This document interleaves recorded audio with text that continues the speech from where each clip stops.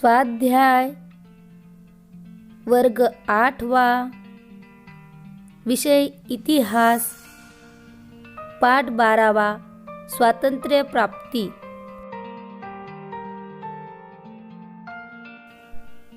प्रश्न पहिला, दिलेल्या पर्यायांपैकी योग्य पर्याय निवडून विधाने पुन्हा लिहा। हंगामी सरकारचे रिकामी जागा हे प्रमुख होते। पर्याय अ वल्लभभाई पटेल, पर्याय ब महात्मा गांधी, पर्याय क पंडित जवाहरलाल नेहरू, पर्याय ड बॅरिस्टर जिना। हंगामी सरकारचे पंडित जवाहरलाल नेहरू हे प्रमुख होते, म्हणून उत्तर पंडित जवाहरलाल नेहरू।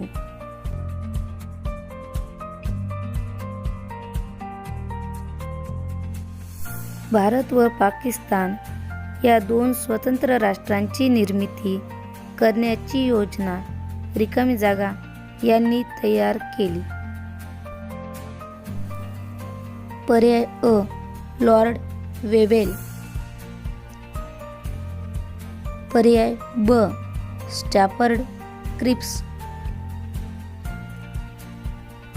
पर्याय क लॉर्ड माउंटबॅटन, पर्याय ड पॅथिक लॉरेन्स। भारत व पाकिस्तान या दोन स्वतंत्र राष्ट्रांची निर्मिती करण्याची योजना लॉर्ड माउंटबॅटन यांनी तयार केली, म्हणून उत्तर लॉर्ड माउंटबॅटन।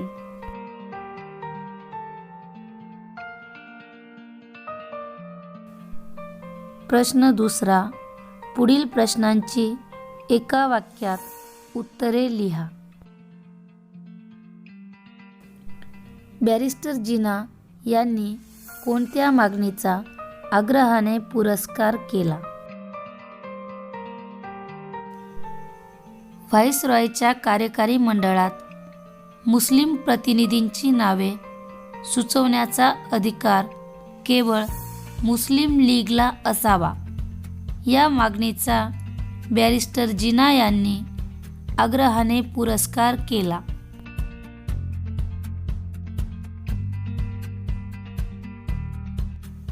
त्रिमंत्री योजनेत सहभागी मंत्र्यांची नावे लिहा।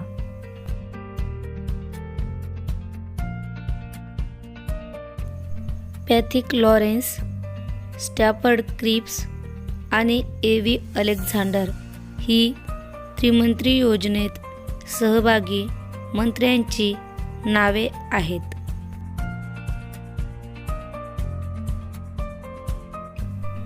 प्रश्न तिसरा, पुढील विधाने सकारण स्पष्ट करा। राष्ट्रीय सभेने फाळणीस मान्यता दिली। भारताचे व्हाईसरॉय लॉर्ड माउंटबॅटन यांनी भारतातील प्रमुख नेत्यांसोबत विचारविनिमय केला।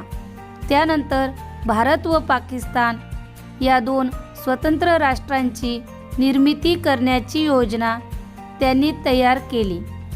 राष्ट्रीय सभेचा फाळणीस विरोध होता। देशाचे ऐक्य हा राष्ट्रीय सभेच्या भूमिकेचा आधार होता, परंतु मुस्लिम लीगने पाकिस्तानच्या निर्मितीचा अट्टहास धरला। त्यामुळे फाळणीशिवाय दुसरा पर्याय उरला नव्हता, म्हणून अत्यंत नाईलाजाने राष्ट्रीय सभेने फाळणीच्या निर्णयाला मान्यता दिली।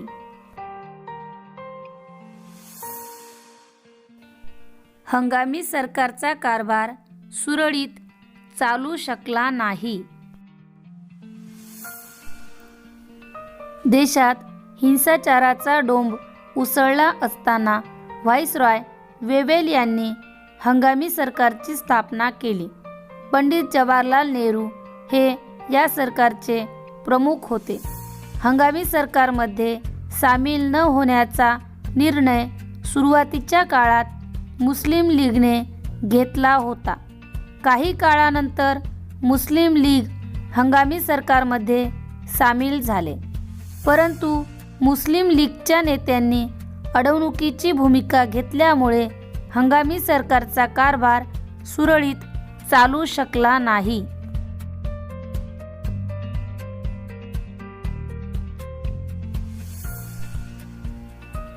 वेव्हेल योजना यशस्वी होऊ शकली नाही. जून 1945 मध्ये भारताचे व्हाईसरॉय लॉर्ड वेव्हेल यांनी एक योजना तयार केली. या योजनेत विविध तरतुदी होत्या. यात केंद्रीय व प्रांतिक विधिमंडळात मुस्लिम, दलित व अल्पसंख्याकांना योग्य ते प्रतिनिधित्व देण्यात येईल. व्हाईसरॉयच्या कार्यकारी मंडळात हिंदू व मुस्लिम सदस्यांची संख्या समान राहील अशा काही प्रमुख तरतुदी होत्या.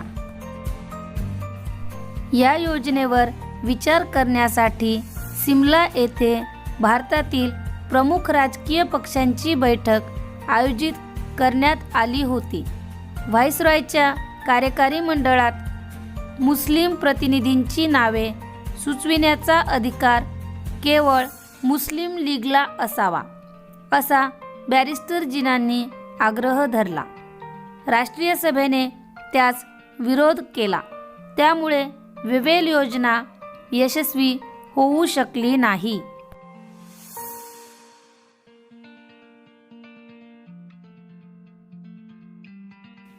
प्रश्न 4. दिलेल्या कालरेषेवर घटनाक्रम लिहा.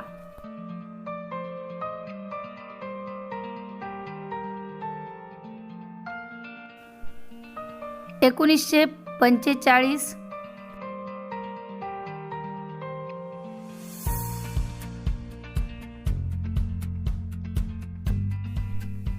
1946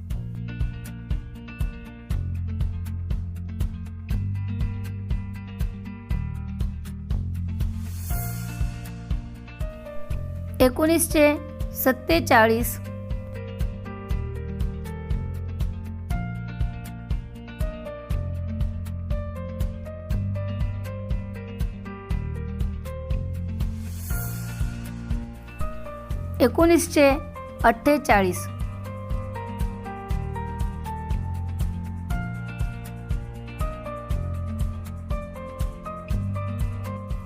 1945 भारताचे व्हाईसरॉय लॉर्ड वेव्हेल यांची वेव्हेल योजना.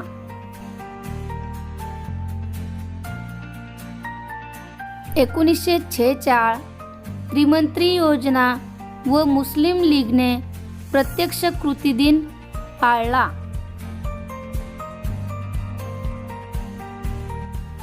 1947 भारतीय स्वातंत्र्याच्या कायद्यानुसार भारताला स्वातंत्र्य मिळाले.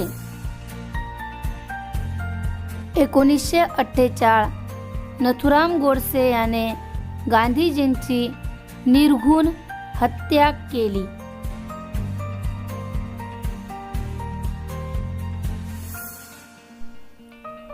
प्रश्न 5. पुढील प्रश्नांची सविस्तर उत्तरे लिहा.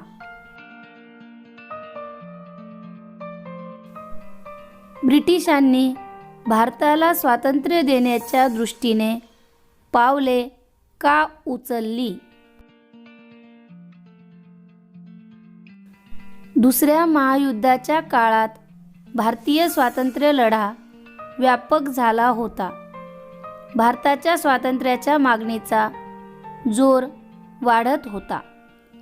त्याची गंभीर दखल घेणे आवश्यक आहे याची जाणीव ब्रिटिश राज्यकर्त्यांना झाली. त्या दृष्टीने भारताला स्वातंत्र्य देण्यासाठी ब्रिटिश सरकार विविध योजना तयार करू लागले. राष्ट्रीय आंदोलनात सर्व जाती धर्मांचे लोक सामील झाले होते. ही चळवळ कमकुवत करण्यासाठी ब्रिटिशांनी फोडा आणि राज्य करा या नीतीचा अवलंब केला. त्याचा परिणाम मुस्लिम लीगची स्थापना झाली. यामुळे संपूर्ण देशात दंगली उसळल्या. सर्व देशभर खून, मारामाऱ्या, जाळपोळ, लुटालूट, स्त्रियांवर अत्याचार सुरू झाले. सरकारला कायदा व सुव्यवस्था टिकविण्यात अपयश आले. हजारो निरपराध लोक मारले गेले. 9 डिसेंबर 1946ला डॉक्टर राजेंद्र प्रसाद यांच्या अध्यक्षतेखाली राज्यघटना बनविण्यासाठी समिती स्थापन झाली. मुस्लिम लीगने घटना समितीवर बहिष्कार घातला. सर्व देशभर दंगली, अत्याचार चालूच ठेवले. अशा या अस्थिर राजकीय परिस्थितीमध्ये इंग्लंडचा पंतप्रधान ॲटली यांनी आम्ही जून 1948 पूर्वी हिंदुस्थानची सत्ता सोडणार अशी घोषणा केली. त्यामुळे परिस्थिती गंभीर बनत गेली. याची गंभीर दखल घेणे आवश्यक आहे याची जाणीव ब्रिटिश राज्यकर्त्यांना झाली. त्या दृष्टीने भारताला स्वातंत्र्य देण्यासाठी ब्रिटिशांनी भारताला स्वातंत्र्य देण्याच्या दृष्टीने पावले उचलली.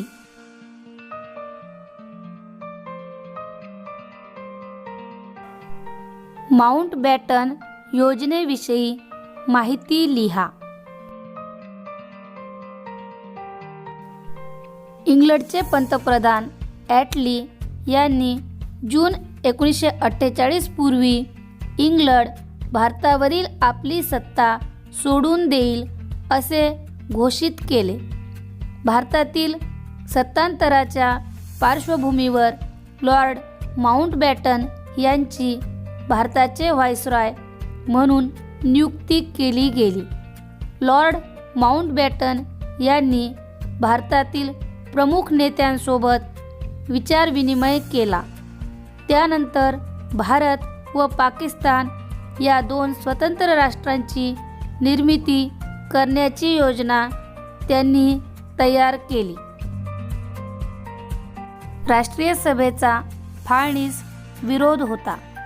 देशाचे ऐक्य हा राष्ट्रीय सभेच्या भूमिकेचा मूळ आधार होता. परंतु मुस्लिम लीगने पाकिस्तानच्या निर्मितीचा अट्टहास धरला.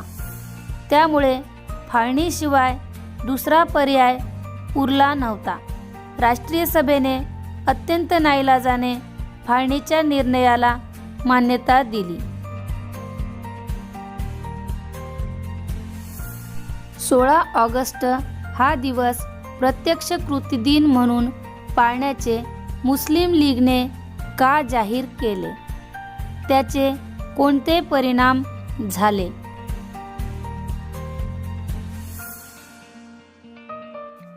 त्रिमंत्री योजनेमध्ये मुस्लिम लीगने मुस्लिमांचे स्वतंत्र राज्य स्थापन करण्याची मागणी केली होती. परंतु मुस्लिमांचे स्वतंत्र राज्य स्थापन करण्याची तरतूद त्रिमंत्री योजनेत नव्हती. पाकिस्तानची मागणी पूर्ण होत नसल्याचे पाहून मुस्लिम लीगने प्रत्यक्ष कृती करण्याचे ठरवले.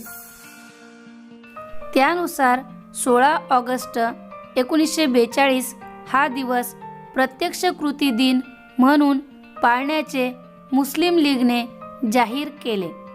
या दिवशी मुस्लिम लीगच्या अनुयायांनी हिंसक मार्गाचा अवलंब केला. देशामध्ये विविध ठिकाणी हिंदू मुस्लिम दंगली झाल्या. बंगाल प्रांतात नोआखाली येथे भीषण कत्तली झाल्या. व्हिडिओ आवडला असल्यास लाईक, कमेंट, शेअर तसेच याआधी चॅनल सबस्क्राईब केले नसेल तर चॅनल सबस्क्राईब करण्यास विसरू नका. पुन्हा भेटूया नवीन व्हिडिओसह. तोपर्यंत नमस्कार.